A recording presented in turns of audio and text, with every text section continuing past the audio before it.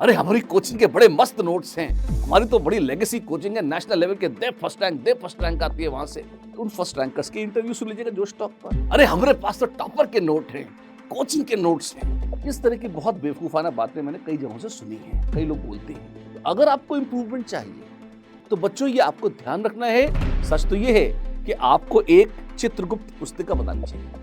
What is Chitragupta पुस्तिका? Technique बहुत solid है और जितने हमारे अतीत में टॉपर्स हैं वो सब इसका बहुत अच्छे से यूज करके ही टॉपर्स बने हैं। बीत रहा है साल पुराना, बीत रहा है साल पुराना, वक्त नया अब आना है। नए साल में हमको अपना, नए साल में हमको अपना जीवन नया बनाना है। आने वाले इम्तिहान में, इम्तिहान मतलब एग्जाम, नीट का एग्जाम आ रहा है भाई। आने वाले इम्तिहान में हम इतिहास बनाएंगे, औरों से ही नहीं, अरे हम खुद से आगे जाएंगे। मजा तो तब है जब हम खुद को बीट कर दें। जो हम आज हैं उससे बेहतर कल बने, उससे बेहतर कल बने तो औरों से ही नहीं, अरे हम खुद से आगे जाएंगे। खुद से ही है होड़ हमारी। जो कंपटीशन है वो औरों से तो है, पर सबसे ज्यादा तो खुद से होता है। खुद से ही है होड़ हमारी, खुद से आगे जाना है। नए साल में हमको अपना जीवन नया बनाना है, पूरा जोर लगाना है, इम्तिहान में आगे आना है। इस समय सबसे बड़ी समस्या क्या होती है? कितना स्कोर आ रहा है? 300, 350, 400, 500। अब ये जो स्कोर है नीट का, इससे 600, 650, 700 के पार कैसे ले जाएं? मार्क्स बूस्ट कैसे करें, रैंक बूस्ट कैसे करें, करियर सेट कैसे करें, इंश्योर कैसे करें सिलेक्शन बढ़िया रैंक के साथ। ये वो चैलेंज है जो आप फेस कर रहे हैं और आज इसी के बारे में बात करेंगे। आने वाले मुश्किल से 125 डेज, 100-125 दिन बचे हैं नीट के लिए। उसमें ये चमक कैसे लाई जाए, कैसे मार्क्स को शानदार और श्योर शॉर्ट तरीके से बढ़ा जाए, उसकी स्ट्रैटेजी क्या है, कैसे हम इस एग्जाम को टॉप कर सकते हैं, आज बातें करेंगे इसके बारे में। मैं हूं शिशिर मित्तल, फाउंडर और सीईओ व्यास सर्टिफिकेशन। आज से 25 साल पहले आईआईटी बॉम्बे से बीटेक करने के बाद मैं वो पहला आईआईटीएन था जो पढ़ाने के लिए कोटा आया।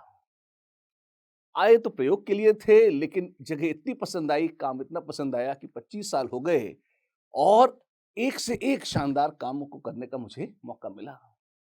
टॉप रैंकर्स को पढ़ाना, all India ranks, top 10, top 100, top 1000s में, मतलब सैकड़ों हजारों विद्यार्थियों को पढ़ाने का सौभाग्य। यही नहीं, चूंकि शुरुआत में थे तो जितना भी केमिस्ट्री का मटेरियल आप देखते हैं जो इधर उधर सब जगह, अब तो सारे कोचिंग्स में ऑल ओवर इंडिया फैल गया है, उसको शुरू से ऑर्गेनाइज करने का, सिस्टमाइज करने का, पूरी पेडागोजी को सेट करने का मौका, ये एक ऐसा दुर्लभ मौका था जो ईश्वर ने मुझे दिया और इसके लिए मैं उनका बड़ा कृतज्ञ हूं। ये सारा अनुभव, लगभग 70,000 घंटों तक क्लासरूम में पढ़ाने का एक्सपीरियंस, 50,000 से ज्यादा विद्यार्थियों को पढ़ाने का एक्सपीरियंस, ये वो है जो आज मैं आपके साथ शेयर करने वाला हूं, ताकि वो गलतियां जो आपके सीनियर्स कर गए वो आप ना करें। उनकी गलतियों से आप सीखें, उनकी अच्छाइयों से भी सीखें और अपने फेलियर्स को मिनिमाइज करते हुए सक्सेस को मैक्सिमाइज कैसे करेंगे, ये आज हम आपसे शेयर करेंगे, आपको बताएंगे। तो शुरू करते हैं। तो नीट में जो बूस्टिंग है, स्कोर बूस्टिंग की प्रोसेस शुरू कहां से होती है? सबसे पहला काम आपको जो करना है, आपको एफआईआर दर्ज करानी है। एफआईआर दर्ज करानी है। ये क्या है? First information report. पुलिस थाने मत चले जाइएगा। आपकी पुलिस कौन है, आपकी चेकिंग कौन करता है? आपकी चेकिंग तो करती है नीट की जो गवर्निंग बॉडी है। अब नीट वालों से तो हम एफआईआर दर्ज नहीं करवा सकते या उनके ऊपर करवा सकते हैं। मैं तो कह रहा हूं आप एक प्रैक्टिस टेस्ट दीजिए। अरे किस कोचिंग का प्रैक्टिस टेस्ट दें? कोचिंग का नहीं, आप पिछले साल का नीट का पेपर दे दीजिए। अरे वो तो करा हुआ है हमारा। हाँ तो ले आइए, 720 में 720, मना कौन कर रहा है? आप एक बार एग्जाम कंडीशंस में पेपर देके देखिए और आप देखेंगे कि 99.9% चांस यही है कि आपके 720 में से 720 नहीं आएंगे। पेपर आपने 36 बार क्यों ना देखा हो, कोशिश कर लीजिए। तो क्या करना होगा हमें? आपको बच्चों सबसे पहले लास्ट ईयर का एग्जाम, अगर आपको लगता है आप ओवर फेमिलियर हैं, एबीसीडी आंसर्स तक रट गए हैं, तो 1-2 साल पहले का एग्जाम पेपर ले लीजिए और सबसे पहले उस पेपर को दीजिए और देखिए आपका फर्स्ट स्कोर क्या आता है। अरे रुको रुको, थोड़ी तैयारी कर लेने दो हमको। कोई तैयारी नहीं करनी, अभी ये टॉक सुनिए, उसके बाद पेपर उठाइए, दे दीजिए और देखिए स्कोर क्या आ रहा है, फुल सिलेबस टेस्ट में स्कोर क्या आ रहा है। अरे सर, हाँ, बहाने मत बनाइए। एफआईआर यही है, फर्स्ट इंफॉर्मेशन रिपोर्ट। अभी की स्थिति क्या है, सबसे पहले ईमानदारी से ये जानिए। सबसे खतरनाक बात बताए बच्चों क्या होते हैं?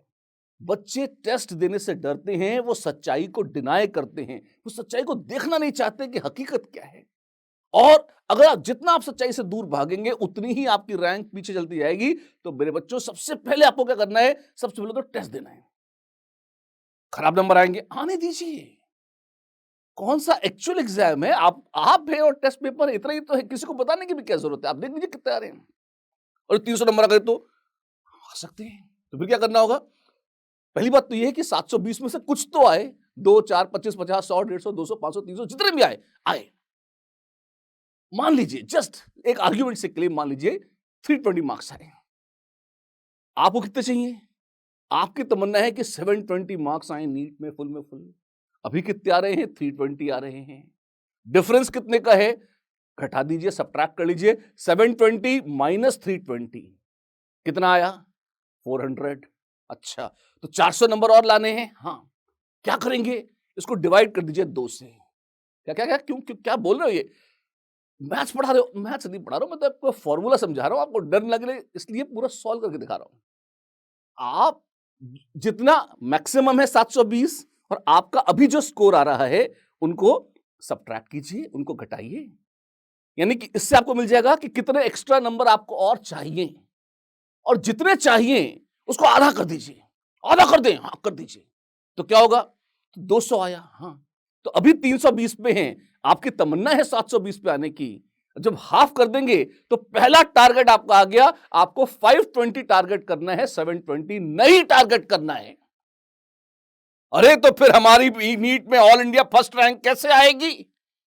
भगवान, 320 नंबर पर आपकी फर्स्ट रैंक कभी नहीं आएगी। आपको बढ़ाने ना नंबर। और ये 320 नंबर अभी तो नहीं आए हैं, ये बहुत पहले से भी आ रहे होंगे। ऐसा नहीं है कि पूरे 2 साल या जितने भी सालों की प्रिपरेशन आपकी है, उसमें पहले 720 में 720 थे और आज ही 320 आ गए। नहीं, पहले भी ऐसे आ रहे थे। लॉ ऑफ इनर्शिया से आज भी वैसे ही आ रहे हैं। इनको बढ़ाना ही तो जद्दोजहद है। तो उसकी टेक्निक बता रहा हूं। कई बार क्या होता है, 100% नंबर के लालच में, उसके चक्कर में बच्चे ऐसे काम करते रहते हैं कि उनके 20%, 30%, 50% ही नंबर पर अटक जाते हैं। तो उसको सुधारने का तरीका है, सबसे पहला, सक्सेसिव स्टेप्स लीजिए, धीरे धीरे ऊपर चढ़िए। अरे टाइम कहाँ है जो धीरे धीरे चढ़े ऊपर? अभी तो धीरे का मतलब होता है कि एक छलांग में कैसे पहुंच जाएंगे? ग्राउंड फ्लोर पे खड़े हैं, आप कह रहे हैं कूद के फर्स्ट फ्लोर पे पहुंच जाऊंगा, सीढ़ी से चढ़ जाए यार। अच्छा, हाँ हाँ, तो कहाँ है सीढ़ी? वही बता रहा हूं आपको, सुनिए। तो आपका पहला टारगेट हुआ, जो मैक्सिमम मार्क्स में और आपके में जो डिफरेंस है उसका आधा करके उसको जोड़ लीजिए। तो 320 आप क्या रहे हैं, डिफरेंस था 400 का, 200 जोड़ा, तो फर्स्ट टारगेट है मेरा, मुझे 520 नंबर लाने हैं। सर ऐसे सोचने से 520 आ जाते तो जरूर आ जाते, हमारे तो नहीं आ रहे। उसकी भी टेक्निक बताऊंगा, पर सुन लीजिए पहले। मान लीजिए जो अभी आगे टेक्निक बताऊंगा उससे आपने काम किया और लगभग 1-1.5 महीने में आपका स्कोर बढ़ा और आपके 520 के आसपास स्कोर आने लगा। ऐसा नहीं कि एग्जैक्ट 520 आएगा, हो सकता है 500 आ जाए, हो सकता है 550 हो जाए, कुछ मतलब बढ़ गया स्कोर। अब आप क्या करेंगे? मान लीजिए अब स्कोर बढ़कर 520 हो गया, आपका टारगेट था 720, अभी कितना आ रहा है? 520। डिफरेंस कितने का है? 200 मार्क्स का। आधा कर दीजिए, क्या हो जाएगा? 100 मार्क्स। अब आपका अगला टारगेट आ गया 1.5 महीने तक। अभी आपके पास 4 महीने हैं। 1.5 महीने में अगर आपने अपना स्कोर बढ़ाकर 520 कर लिया, उसके बाद अगला टारगेट आएगा 620। फिर ऐसे ही इसी लॉजिक से उसमें अगला टारगेट आएगा 670। तो ऐसे करके बढ़ाते हैं, फिर अगला टारगेट आएगा 705। तो आप 1-1.5 महीना, 10-15 दिन, महीना भर, इन सब में जितनी जितनी जल्दी जल्दी कर सकते हैं, सबसे पहले आपको अगला टारगेट ये रखना है। अब वो टारगेट आप कितने दिन में अचीव करते हैं वो आपके ऊपर है, आपकी एफिशिएंसी के ऊपर है, पर वो कैसे अचीव करना है, आइए अब इस बारे में बात कर लेते हैं। आई होप कि सबसे पहले फॉर्मूला आपको क्लियर है स्टेप वाइज अपग्रेडेशन का। 0 से इंफिनिटी आप सोचते हैं एक जंप में पहुंच जाएंगे, ये होता नहीं है बच्चों। आपको अपने प्रैक्टिकल टारगेट्स लेने होंगे, और ये भी बहुत अच्छे टारगेट हैं जो मैं आपको बता रहा हूं। अगर किसी के 320 आ रहे हैं तो उसके लिए 520 भी एक बड़ी जंप है, छोटी जंप नहीं है। फिर उसके बाद 520 वाले के लिए 620 भी बढ़िया है, 620 वाले के लिए 670, उसके लिए अगेन 25 नंबर बढ़ा के 705 करना भी आसान काम नहीं है। लेकिन अगर ये हो जाएगा, मजा आ जाएगा। हाँ, वो कैसे आएगा?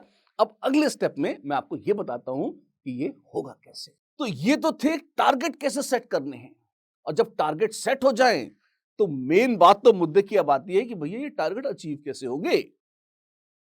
एक चीज गिनिए, कितने टोटल चैप्टर्स हैं आपके पास? फिजिक्स, केमिस्ट्री, बायोलॉजी के जो डिलीट विलीट हुए चैप्टर सबको हटा दें तो उसके बाद अब 79, लगभग 80 चैप्टर्स हैं, आप मान लीजिए एनसीईआरटी के हिसाब से। 80 चैप्टर, एक दिन में आपको 2 चैप्टर के हिसाब से रोज अगर करेंगे तो 40 चैप्टर्स को एग्जॉस्टिवली आप रिवाइज कर सकते हैं और उनके मॉक टेस्ट्स दे सकते हैं। हाँ, क्या क्या क्या बोला? रिवीजन और मॉक टेस्ट ये हैंड इन हैंड साथ साथ चलेंगे। अच्छा, कैसे करना होगा? रिवीजन में क्या करना होगा? आपको, आप मान के चलिए रोज 12 घंटे पढ़ना है। 12 घंटे, अंतिम 4 महीने हैं भाई, इतना भी नहीं पढ़ोगे तो फिर डॉक्टर कैसे बनेंगे अपन? हाँ, डॉक्टर बन जाओगे तब भी तो 12-12, 15-15 घंटे दिन में काम करना पड़ेगा। हाँ हाँ, चलो ठीक है, ठीक है। तो आपने सबसे पहले तो अपने जितने भी टॉपिक्स हैं, चैप्टर्स हैं, उनको 2 हिस्सों में बांटना है, थ्योरेटिकल और मैथमेटिकल। थ्योरेटिकल मतलब पूरी बायोलॉजी, ऑर्गेनिक केमिस्ट्री और इनऑर्गेनिक केमिस्ट्री, ये क्या हो गए? थ्योरेटिकल। एक चैप्टर रोज इनका लेना है और दूसरा चैप्टर लेना है मैथमेटिकल पोर्शन का, फिजिक्स और फिजिकल केमिस्ट्री। और ये हमें अच्छा नहीं लगता, इसीलिए तो आधा आधा कर दिए ना, कि कहीं घाव लगेंगे, कहीं मरहम लगेगा, तो बढ़िया मरहम पट्टी करते हुए चलेंगे आगे, राइट? तो आपको रोज 2 चैप्टर करने हैं, एक लंच के पहले और एक लंच के बाद। नाइट आउट मारेंगे हम? नाइट आउट नहीं मारेंगे। क्यों? एग्जाम रात में नहीं, दिन में होगा। तो दिन के वक्त आपको जगे रहना होगा, दोपहर के बाद नींद निकालना बंद कर दें। अरे हमको बहुत मजा आता है, नहीं, मजा नहीं लूटना है, एग्जाम में नंबर लाने हैं, तो आपको उस टाइम पढ़ना पड़ेगा। अच्छा ठीक है, तो अब क्या करना है? आपको दिन में 2 चैप्टर्स प्रॉपर्ली रिवाइज करने हैं और उसका मॉक टेस्ट देना है, टॉपिक वाइज। टॉपिक वाइज क्या करेंगे? अब तो फुल टेस्ट आ गया, फुल सिलेबस टेस्ट देंगे हम। इस तरह की बहुत बेवकूफाना बातें मैंने कई जगहों से सुनी हैं, कई लोग बोलते हैं। लेकिन आप ये देखिए, फुल टेस्ट आपको सिर्फ ये बताता है कि आपके 300, 400, 500 नंबर आ रहे हैं, तो उतने क्यों आ रहे हैं, गलती कहां हो रही है, ये चीजें आपको फुल टेस्ट से कभी पता नहीं लगेंगी, नंबर इंप्रूव कभी नहीं होंगे। तो अगर आपको इंप्रूवमेंट चाहिए तो बच्चों ये आपको ध्यान रखना है, इंप्रूवमेंट चैप्टर दर चैप्टर होगा। जेनेटिक्स में प्रॉब्लम है तो आपको जेनेटिक्स ही पढ़नी पड़ेगी, फिर प्लांट फिजियोलॉजी पढ़ के जेनेटिक्स इंप्रूव नहीं होगी। अच्छा, तो आपको जो चैप्टर, आपने 2 चैप्टर उठाए, सबसे पहले तो आपने उसे एनसीईआरटी से पढ़ना है। अच्छा, मैं मान के चल रहा हूं कि आपने 2 साल थोड़ी बहुत तो पढ़ाई करी है, नहीं करी है तो थोड़ा ज्यादा टाइम लग जाएगा, पर अगर एक बार भी पढ़ रखा है, अच्छा बुरा जैसा भी पढ़ रखा है, अब आपको वो चैप्टर प्योरली एनसीईआरटी से पढ़ना है। अरे हमारी कोचिंग के बड़े मस्त नोट्स हैं, हमारी तो बड़ी लेगेसी कोचिंग है, नेशनल लेवल के दे फर्स्ट रैंक आती है वहां से। तो उन फर्स्ट रैंकर्स के इंटरव्यू सुन लीजिएगा जोश टॉक पर, वो खुद भी कहते हैं कि, और सच में आपको बता रहा हूं, जो लेगेसी कोचिंग्स हैं अच्छी हैं, वो नो डाउट बहुत अच्छी हैं, भव्य, उनका बहुत नाम है, पर दुर्भाग्य से वो सब 2016-17 के पहले की हैं। हाँ जी, 2016-17 से नीट का पैटर्न बिल्कुल बदल गया, वो प्योरली एनसीईआरटी बेस्ड हो गया, उसमें हाई फाई क्वेश्चंस अब नहीं आते, और जो लेगेसी कोचिंग्स हैं, है ना, उनमें सबसे बड़ा जो प्रॉब्लम है, जो सबसे बड़ी समस्या है, वो है उनका स्टडी मटेरियल, जो कि बहुत ही हाई लेवल का है। उसमें कम से कम 70-80% इररिलेवेंट चीजें भी शामिल हैं। सब में है क्या? कुछ में होंगी, कुछ में नहीं होंगी, अधिकांश में है। तो क्या करें? उन्हें त्याग दें।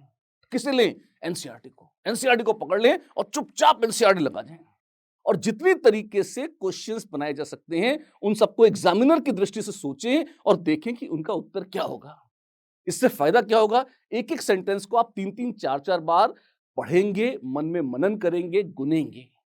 फिगर्स के नीचे भी कुछ लिखा होता है, कभी कभी वहां से भी क्वेश्चन बन के आ जाता है, टेबल्स के साथ कुछ लिखा होता है, डेटा लिखा होता है, वो भी क्वेश्चन बन के आ जाता है। वो सारी चीजें ऐसी हैं जो बच्चों आपको पढ़नी चाहिए, उन पे पॉन्डर करना चाहिए, क्वेश्चन कैसे बनेंगे। हम तो केमिस्ट्री पढ़ाते हैं, तो केमिस्ट्री में रिएक्टेंट है, प्रोडक्ट है, बीच में कंडीशंस है, टेम्परेचर है, कैटलिस्ट है, कुछ भी पूछ लेते हैं। ये रिएक्टेंट है, ये प्रोडक्ट है, टेम्परेचर है, कैटलिस्ट बताओ। हाँ हाँ, कैटालिटिक हाइड्रोजनेशन है, रूम टेम्परेचर पे करना है तो कैटलिस्ट पैलेडियम होगा, 300 डिग्री पे करना है तो फाइनली डिवाइडेड निकल होगा। टेम्परेचर बदलोगे कैटलिस्ट बदल जाता है, बदल जाता है। ये सारी चीजें ऐसी हैं जो बहुत मजे से नीट में आ सकती हैं, एनसीईआरटी में दी हुई हैं, और आपको इस पर्सपेक्टिव से जब तक आप उसको नहीं देखेंगे और पढ़ेंगे तब तक आपकी वो एकदम एग्जॉस्टिव वाली फील नहीं आएगी। 3 से 4 घंटे डेडिकेटेड आपको एनसीईआरटी पढ़नी है। नोट्स में मान के चल रहा हूं कि आपने बना रखे हैं, और अगर नहीं बनाए हैं तो आपको प्रॉपरली बनाने चाहिए अपने हाथ से। अरे हमारे पास तो टॉपर के नोट हैं, कोचिंग के नोट्स हैं। भगवान, अपने कर कमलों से लिखे हुए नोट्स ही अपने काम आते हैं। पूरी ब्रह्मांड टॉपर भी कोई हो, वो क्या लिख गया वो उसको समझ में आता है, वो हमको थोड़ी समझ में आता है बच्चों। तो हमें जो समझ में आता है हम तो उसकी बात करें। अच्छा, एक बात और है, जब हमको नोट्स लिख रहे हैं या जब हम नोट्स लिख रहे हैं तो इसमें कई बार होता है कि भाई कंडेंस्ड नोट बनाओ, समरी नोट्स बनाओ। और बच्चे मुझसे पूछते हैं कि सर ऑर्गेनिक केमिस्ट्री में समरी क्या लिखें। मान लीजिए 7 मेथड्स ऑफ प्रिपरेशन है तो समरी में तो 7 मेथड्स ही आएंगे ना, उसमें 2 मेथड थोड़ी समरी हो जाएंगी। बिल्कुल। तो आपको इंपॉर्टेंट बातें जो थियोरेटिकल में, बायोलॉजी में, ऑर्गेनिक में, इनऑर्गेनिक में लिखनी है, आप एक नंबर जोड़ लीजिए। नंबर जोड़ लीजिए मतलब जैसे aldehydes and ketones methods of preparation, हाँ जी, ऐसे नहीं, आप लिखिए aldehydes and ketones 7 methods of preparation. नीचे देखिए आपने 7 हैं, कैसे गिनेंगे, एनसीईआरटी में दिए जो। अगर 7 मेथड्स हैं, कई बार क्या होता है आपको 5 मेथड्स याद रह गए तो आपको एक इल्यूजन हो जाता है कि अरे मेरे को तो एल्डिहाइड कीटोन आता है, और एग्जाम में 6वां या 7वां आ गया, हमारे नंबर कट गए। अच्छा, तो जैसे ही आप देखेंगे 7 और आप रिवाइज करें एल्डिहाइड कीटोन 7 मेथड, मेथड 1 2 3 4 5 6, 6 कौन सा था भूल गए, फिर आपने नोट्स खोला, खट खट खट देख लिया। तो आपको इसमें एक्चुअली जो थ्योरेटिकल केमिस्ट्री में, ऑर्गेनिक में, इनऑर्गेनिक में या जूलॉजी में, बॉटनी में जो समरी बनेगी, वो समरी पॉइंट्स की संख्या लिख लीजिए कि इसमें इतने पॉइंट्स हैं, कैरेक्टरिस्टिक ऑफ वेरिएशन जो भी है, व्हाटएवर, है ना। आपने जहां भी पॉइंट्स देखे कि इसमें 3 पॉइंट्स हैं, 4 पॉइंट्स हैं, 6 पॉइंट्स हैं, 10 पॉइंट्स हैं, 12 पॉइंट्स हैं, क्लासिफिकेशन 3 भागों में है, क्लासिफिकेशन 6 भागों में है, you should remember the number. उससे आप कुछ मिस नहीं करेंगे, आपसे कुछ छूटेगा नहीं। ये तो हुई थियोरेटिकल चीजों के नोट्स बनाने का तरीका। अगर न्यूमेरिकल है, फिजिक्स है, फिजिकल केमिस्ट्री है, उसमें क्या होगा, उसमें बड़ा आसान है, डेफिनेशन आएंगी या फॉर्मूले आएंगे। अच्छा, तो फॉर्मूले प्रॉपर याद करने हैं, प्रॉपर याद करने हैं with conditions. PV raise to gamma constant है, हाँ है, लेकिन PV raise to gamma constant कब है, जब adiabatic reversible process ideal gas के लिए हो जो रिएक्ट ना कर रही हो। 4 कंडीशंस हैं, आइडियल गैस है, नॉन रिएक्टिंग है, एडियाबेटिक है और रिवर्सिबल है। चारों में से अगर एक भी कंडीशन गड़बड़ हुई तो PV raise to gamma constant नहीं लगेगा। केमिकल थर्मोडायनामिक्स का एक एग्जांपल देके बता रहा हूं आपको। तो जिस एजम्पशन के साथ फॉर्मूला डिराइव हुआ है बच्चों, अगर वो एजम्पशन हम मिस कर देंगे तो गड़बड़ हो जाती है। और वैसे बहुत ज्यादा दुख आपको नीट देता नहीं है, पहले कभी दिया करता था जब सीबीएसई, पीएमटी और एम्स के एग्जाम होते थे। आजकल तो बहुत ही लल्लू most formula based question, NCERT based example से पूछते हैं। आप उतना भी कर लोगे तो भी कल्याण मस्त, तो इसलिए वो तो जरूर कर लें। तो ये तो थी बच्चों आपके नोट्स, शॉर्ट नोट्स या कंडेंस नोट्स बनाने का तरीका। हर चैप्टर पे 3 से 4 घंटे डिवोट करने हैं इसमें। और फिर क्या करना है, फिर आपको उस चैप्टर पर बेस्ड बिल्कुल नीट के पैटर्न का एक टेस्ट देना है। जूलॉजी प्लस बॉटनी के आपको 90 क्वेश्चंस मिलते हैं और 1 घंटा, बल्कि लोग प्रेफर करते हैं कि 45 मिनट में, 40 मिनट में उसे कर लें। तो 40 से 45 मिनट का एक टेस्ट आपको वो देना है। फिजिक्स के लिए कई बार लोग कहते हैं जी 1.5 घंटा रखिए, 1.5 घंटा नहीं, मैं कहता हूँ 1 घंटा 70-75 मिनट मैक्सिमम में कोशिश करिए उसको समेट लें। जितना आपको आता है ढंग से उतने में हो जाता है। सच तो ये है, अभ्यास चाहिए आपको। और जो मैं आपको रोज का ये अभ्यास बता रहा हूं, अगर आपने उसको 40 दिन कर लिया तो आप वो 1.5 घंटे को सिकोड़कर 1 घंटा 1 घंटा 10 मिनट पर निश्चित ले आएंगे, और जिसमें फिजिकल केमिस्ट्री भी शामिल है। अच्छा, तो क्या होगा, आपकी स्पीड बढ़ जाएगी और अंत में आपके पास यदि 15 मिनट बच गए तो आप रिवीजन कर पाएंगे अपने एक्चुअल एग्जाम में, आपको उसका बहुत बड़ा फायदा होगा। तो 3 से 4 घंटा थ्योरी पढ़ना एनसीईआरटी से, नोट्स बनाना या नोट्स रिवाइज करना, लर्न करना।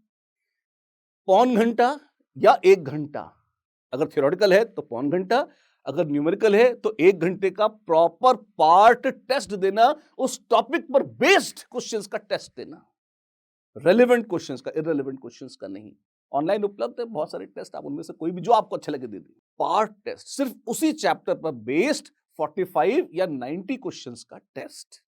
90 क्वेश्चंस अगर वो हमारा थ्योरेटिकल का है पेपर, या 45 डिपेंडिंग अपॉन कि कितना वो आता है नीट में एक्चुअली आता है, आपको एक टेस्ट देना है।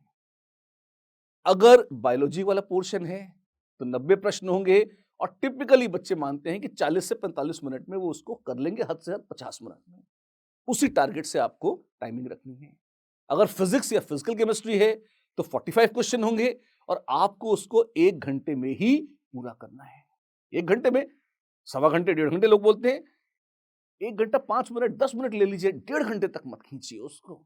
कोशिश ये करिए कि आप 10-15 मिनट 20 मिनट चुरा लें टोटल टाइम में से, जल्दी पेपर खत्म करके उसको रिवाइज करें, ताकि टफ क्वेश्चंस, न्यूमेरिकल वाले क्वेश्चंस उस पे, या असर्शन रीजनिंग टाइप के क्वेश्चंस, इसमें आप थॉट दे सकें, इसमें आप सोच सकें।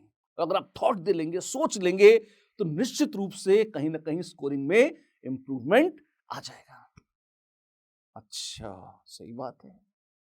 फिर और क्या हो सकता है? एक बार जब ये हो गया आपका, तो आपने टेस्ट दिया, तुरंत उसके बाद उसे खुद चेक करिए, कहां गलती हुई देखिए।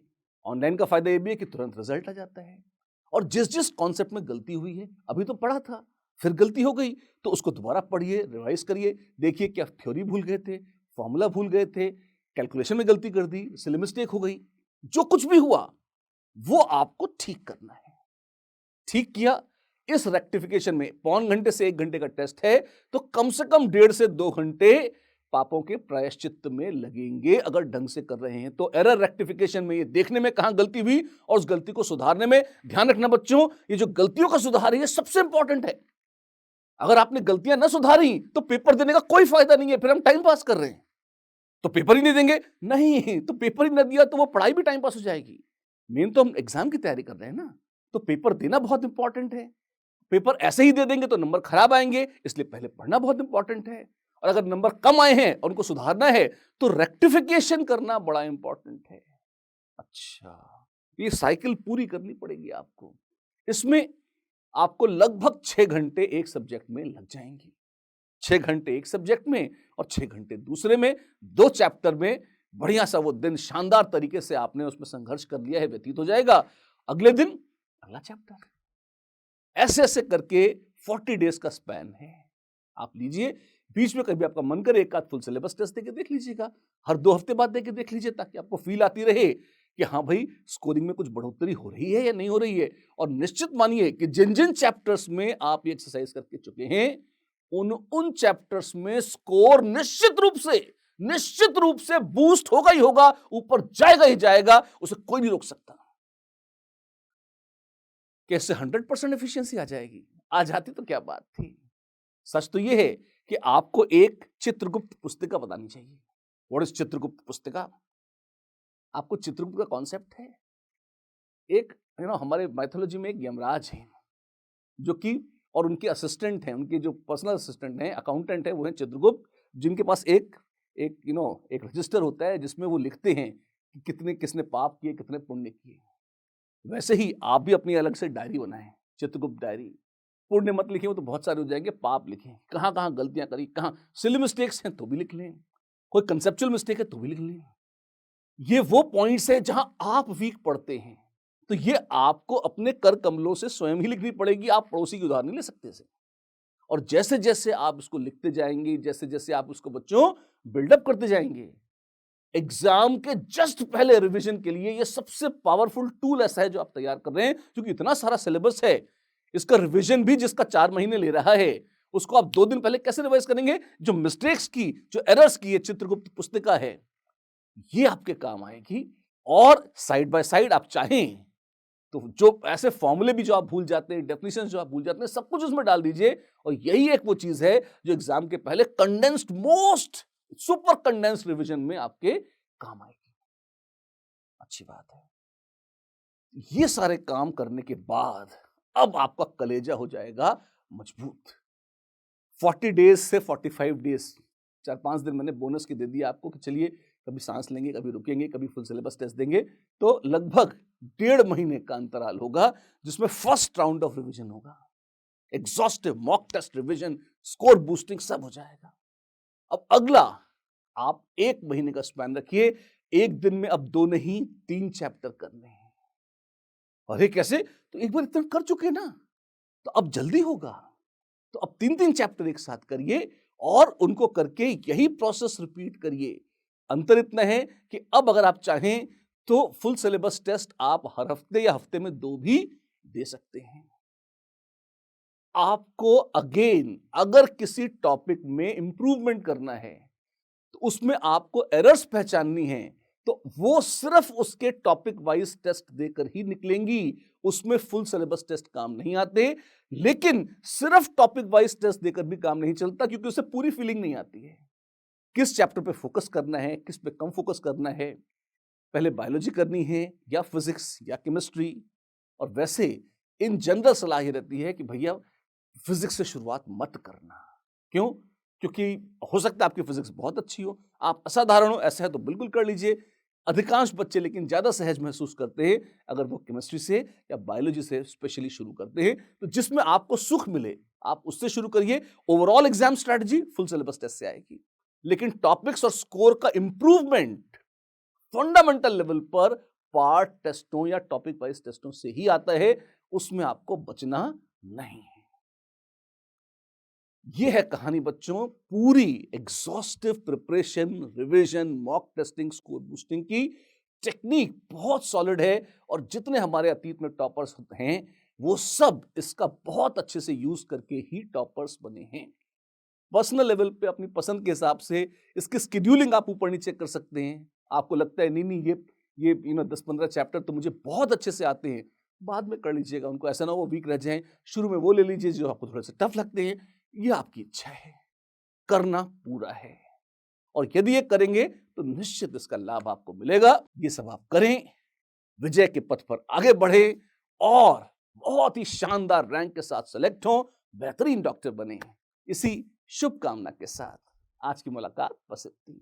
फिर मिलेंगे अगली बार, तब तक के लिए bye bye, all the best.